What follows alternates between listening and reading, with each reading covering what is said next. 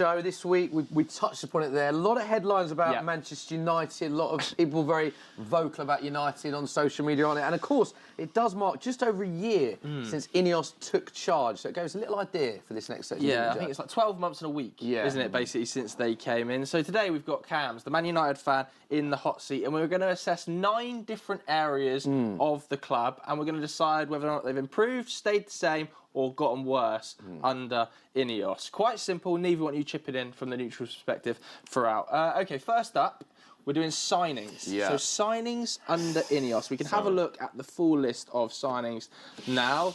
Obviously, quite a lot of money spent there. Cams, what are your thoughts?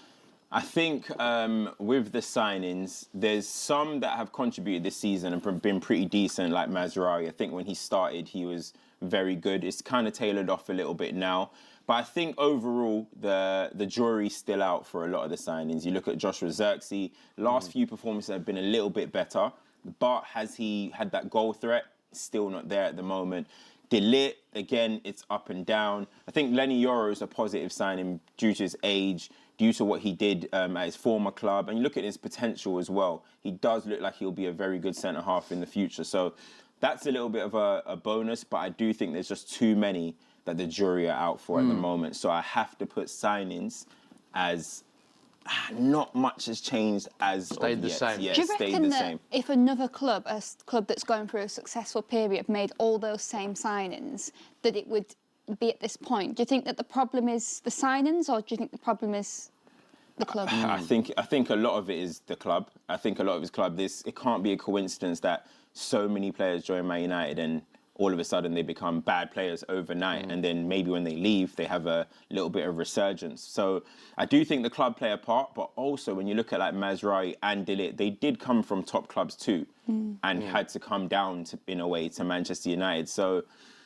is it them or is it the club? I think it's a little bit of both, but I do edge more towards the club. Are you surprised, because on the graphic that we saw, a lot of those signings were in the winter window. Are you surprised that only 2 came in January? Because a lot of Man United fans were quite vocal about what was needed. Are you surprised that more players didn't come in? Massively, massively. When you consider outgoings, which we're going to talk about next, but no attacking signing this January, I think, was an absolute howler. And in a way, it little bit felt like, are we just kind of like packing in the season a little bit? Like, are we just thinking about the summer? That was really concerning. I mean, bringing in a wing back in Dorgu, I was positive about that. And I think he's good. Now, the last game, 2 actions, maybe it looks really bad, but he looks like a good player. But I think overall, not bringing in an attacker was so detrimental. So detrimental. Yeah, just Dorgu and Aiden Heaven, of course, in January. Let's talk about sales. Now, the next magnet that you have is outgoings.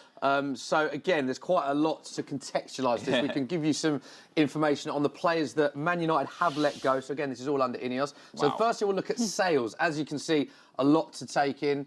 The likes of Scott McTominay doing well at Napoli, of course. Donny van der Beek left, of course, as well, and Wan-Bissaka. So a lot of players that these are all, as I say, sales under INEOS. But there's also a lot of players that you've loaned out in the last year. That's only page 1. Now, this is only page 1. You've got the likes of Jadon Sancho at Chelsea there, who's on loan.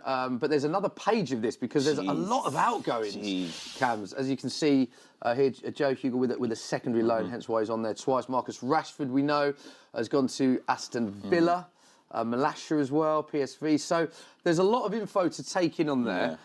Where do you stand on the outgoings under INEOS in this last year? You know what? I'm actually going to put that as a positive. I think when INEOS came in, one of the things that all Manchester United fans we talk about is there needs to be a clear out. There needs to be an overhaul in terms of the players. Now, the incomings haven't been so good yet, but in terms of outgoings, getting rid of some players that we did deem, in a way, as deadwood, they've actually done that. You know, some of them loans, when you're looking at Anthony, you're looking at Rashford, you're looking at Sancho, we hope, and Malassia, you hope that they are going to turn into permanent signings. So in terms of outgoing, you saw how many players were on that list. I do think INEOS have made an active effort to get rid of players. So I got to give them a plus. And I also think more are going to come as well. You're looking at Casemiro and some certain players that I think in the summer, Lindelof, I think they're all going to go. So I think when it comes to trying to make money through the club, I think INEOS are doing a pretty good job at that in terms of letting players go. Do you know with, say, Casemiro, for example, there's reports now that he won't leave for less than the wage that he's currently on. Wow. As time progresses, if there's more players like that, well, let's look at Casemiro as the example, and you will be actively losing money every single week for him being there. Will the resentment, do you think, of the fans turn to him for not leaving, or towards, is it just purely the club for putting yourselves in that position? I think that's comes from also the previous board as well. I think there's been so many instances with what you're saying at Man United where somebody's on a wage where it's like no other club's going to take you. It happened with Phil Jones. It happened with a lot of players. Nobody's going to take you. So you're stuck at Manchester United in a way. I think the resentment, knowing the way online is and knowing the way fans are, I think it will actually turn to the player. I think if you're actually critically thinking, if a manager, if a club or a board can't move somebody on due to their wages that they got from a previous regime, there's not really much they can do in that regard. They're doing the loans and they're doing the 50% payments, but it's hard to really sell and make any type of profit at Manchester United at the moment. It's really hard. Neve, I wanted to ask you on specifically one aspect of this, the loans. Look at some of the players. Look at Marcus Rashford, who you're holding up now. You know, gone to Aston Villa. Looks like he's put some great performance in early on, so it's very hard to gauge. Obviously, Scott McTominay at Napoli, even Anthony putting up numbers. What do you make of some of the players that have gone out and seem to have found a bit of form since leaving? I wonder if expectation comes into it and patience that these other supporters and clubs will have. I think with a lot of them, it does almost look like a weight's lifted when they're playing football. You can sort of see it, I think. And I think we'll definitely see that with Rashford at Villa, because if times did get tough and he hits a patch, they get right behind him and push him further, whereas I think with United it had got quite a bit toxic, hadn't it? Yeah. Okay, where do you... I'm going to put that as a positive. Okay, nice. I'm going to put it as a Let's positive. go to first team squad then. First team squad. How do you think the first team squad's shaped up? I think it's worse. I do think it's worse because I've just spoken this whole time about the outgoings, but what I said before is the incomings haven't matched it as of right now. And I do think, maybe harsh, I do think this is the worst Man United squad in terms of talent and that I've ever seen in my whole life watching Man United. So I think at the moment, the talent is really, really bad. The level of what we're displaying as well, it's not good enough. It's not Manchester United standard anyway. And I think even with the first team squad now, I think if I was to ask you, Joe, now, like how many you would genuinely keep and envision that could be part of a top Man United squad, you'll struggle to name 5 to 7. I think it's interesting, isn't it? Because there's obviously, I do think there's a lot of young talent which we're going to speak about in a second. And the way that INEOS are trying to move is obviously to acquire younger players that can be there for the future. Whereas at the moment, it feels like quite a squad packed with players who are approaching the end of their career. You know, Casemiro's, Christian Eriksen's, it looks like Johnny Evans, who's been a great servant for their club's going to leave in the summer. Tom Heaton's out of contract. So it feels like United are kind of caught at the moment in the middle of two different positions, doesn't it? So when you come down to first team squad, I agree. Yeah. So you're sticking that on the... Yeah, I'm going to say, Neve, can you help me over there? For this column. Okay, I think it brings us nicely onto the next section, because we are talking about young talent effectively. Yes. So this can be academy players, but also can be young players as well. You've got the likes of Toby Collier, Ethan Wheatley, Chido Obi. I know a lot of fans are very excited about him. Let's not forget the age profile of a lot of your current players. Lenny Yoro's only 19, Cobby's only 19, Garnacho 19. So there is a lot of young talent at Man United. But where would you... What's your thoughts on the younger players at United? I think the young talent is a positive. I actually think this is improved as well when you look at, as you mentioned, Aiden Heaven coming in. Look at Chido Obi, Lenny Yoro. There's been Toby Collier has made some impact lately. 9 appearances for Man United, Toby. Yeah, even Dorgu. And he's exactly, Dorgu's 20. He's actually shown himself pretty decently, Toby Collier, in the fixtures that he's played. Yeah. So I think young talent, you can see there's a drive that Man United are trying to do at the moment, led by Jason Wilcox, Christopher Ravel, who's actually now a permanent director of recruitment. So I think United are doing well on this side. I did go to the FA Youth Cup game yesterday to watch United versus Arsenal. We won. Yeah. And there's some good players there, man. There's some good young talent. So in terms of Carrington and the young players and the drive that INEOS are trying to do in terms of hiring or buying young players, I'm actually positive about it. And taking Chido Obi off Arsenal was... Second youngest Premier League player this season as well. Only Mikey Moore is younger to make his Premier League debut. How important do you think this is strategy-wise for United going forward, Niamh? The fact that we've alluded to the amount of money they have spent and the wage bill they have on some of the experienced players, the fact that they might not be able to spend huge in the summer, that bringing through young talent for the future of Man United. How key is that for their success, do you think? Absolutely, because they are continuing to lose money at just an astronomical level.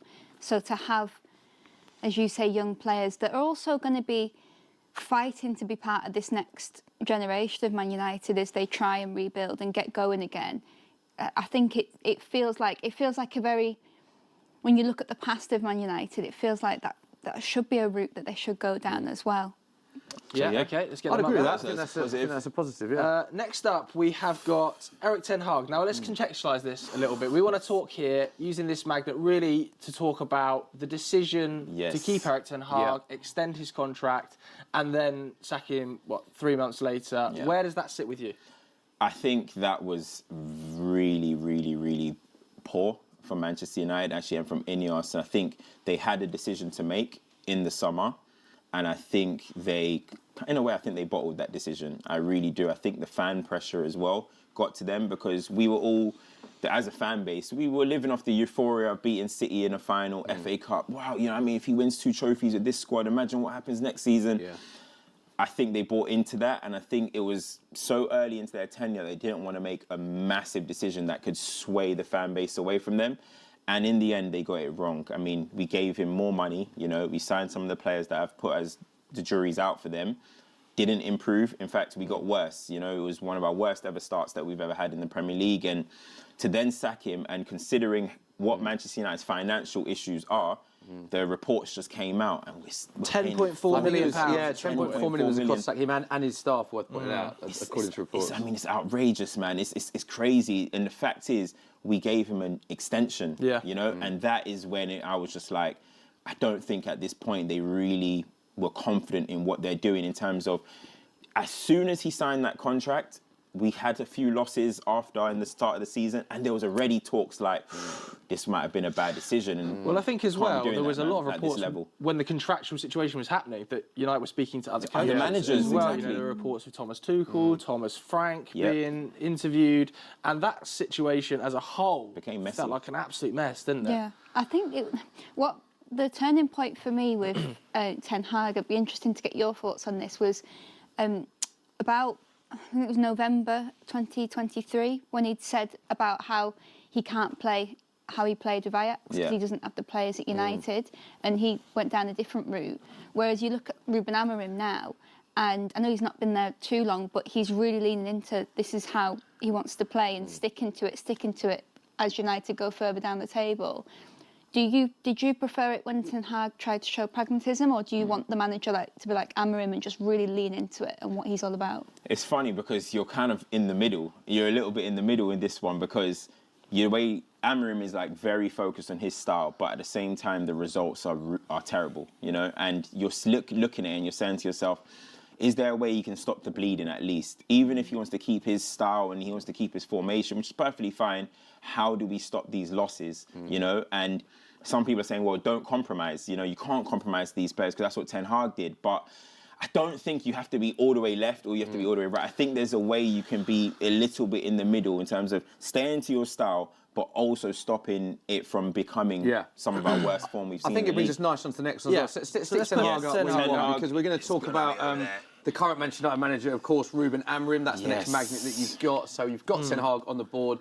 Amorim we're going to talk about. I think it's only right that we look at a little bit of a comparison, because you started comparing the two there. So we've got a very interesting head-to-head, actually, which sort of breaks down. So the first one, now this is all competitions this season. So Manchester United under Ten Hag played 14 games a season, under Amorim 23. You can look at the wins. Now, the win percentage is quite a lot different, as you can see. 28.6% under Ten Hag, but a lot higher, 47.8% under Amorim. But let's compare this with just the Premier League, because it's quite a different graphic we're looking at now. Worth pointing out, again, more games under Amorim, 16 compared to Ten Hag's 9. But the win percentage, there's only a percent and a bit in it. 33.3 for Ten Hag, 31.3 under Amorim. So where do you stand, with Ruben Amorim, Cam? You know what? Like, I really like Ruben Amorim. I really, really do like him. I know the results right now are not what we want it to be, but I do think he is in a position where he has come into a squad where we were sliding. As you can see there, like, because Ten Hag's statistics might be a little bit better in the Premier League, it doesn't mean those are good statistics. So he's walked into a club which was sliding a lot. INEOS are making it very clear that players are going to be leaving. There's so much change that's going on at a football club.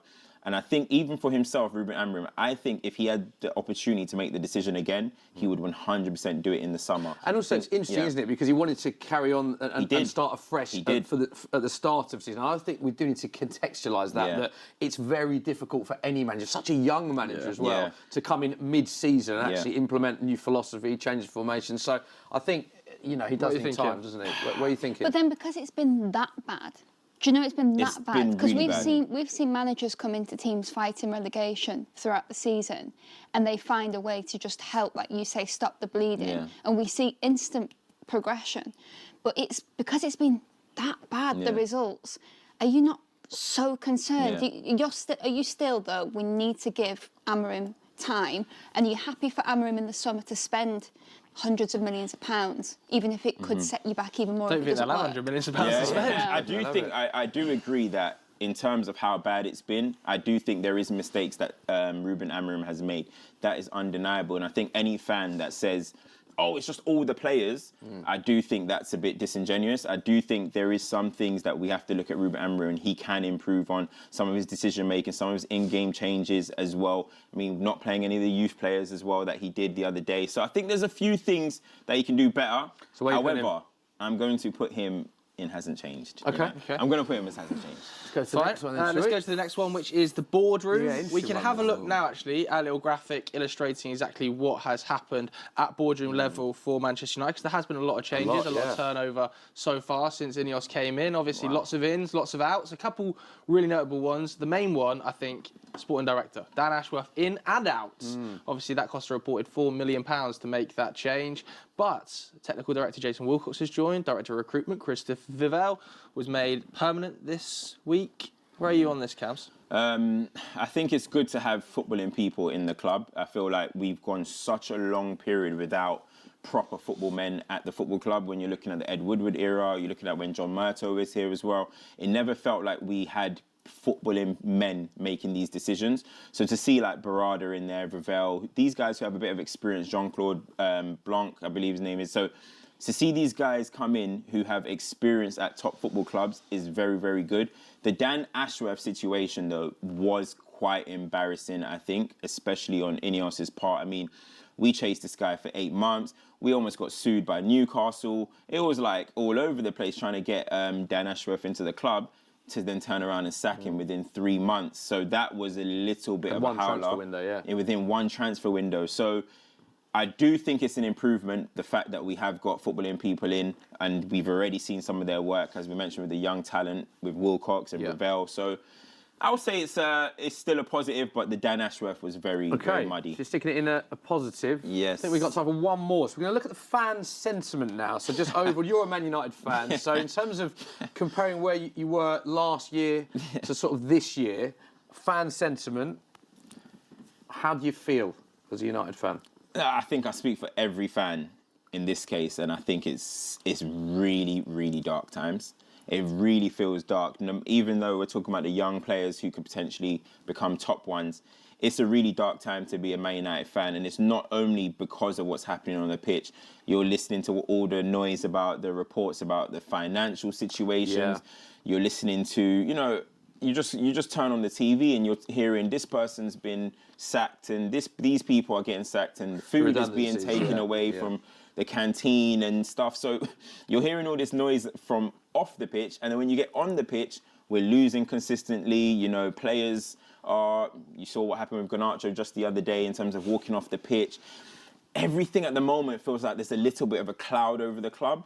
So the only people that can change it at the moment, right now, is Ruben Amorim and the players, and that's what we're hoping for. But I do think in terms of optimism, in terms of feeling right now, it's really, really dark. Do you think that does happen? Do you think there is a way in which on the field at the end of the season you could come away and think that was actually, we might have had a bad Premier League season, but still in the Europa League, still in the FA Cup. Europa and the FA Cup. We've got Fulham tomorrow, and I think we really need to go through in those competitions. Okay, stick that up, and I want to get Neve's take as a neutral Neve. So this is Cam's where you've put all of the categories. That was the word I was looking for. Tick, stayed the same across. Neve, as a neutral, what would you have changed here, looking at it from the outside? I think Cam knows far more than me from sort of an inside look of that perspective. I do think the most important things, though, are the things over here in the first team squad and the fan sentiment. The two real biggies. Being in the negative is spot on. From the outside looking in, when you see a news story come out against United of something that they've done, or just the direction they've taken, you do sort of think, wow, can it get any worse for them? And then it does. I really don't think it could have gone much worse this opening few months this season for INEOS. I don't think it could have gone any worse. Okay, well, there we go. There is confirmation, to say, on the Saturday social whiteboard of a year under INEOS and how Cam's ranks them in terms of all the different categories. Very interesting chat, that. Really enjoyed it. Let us know what you think of those selections at home.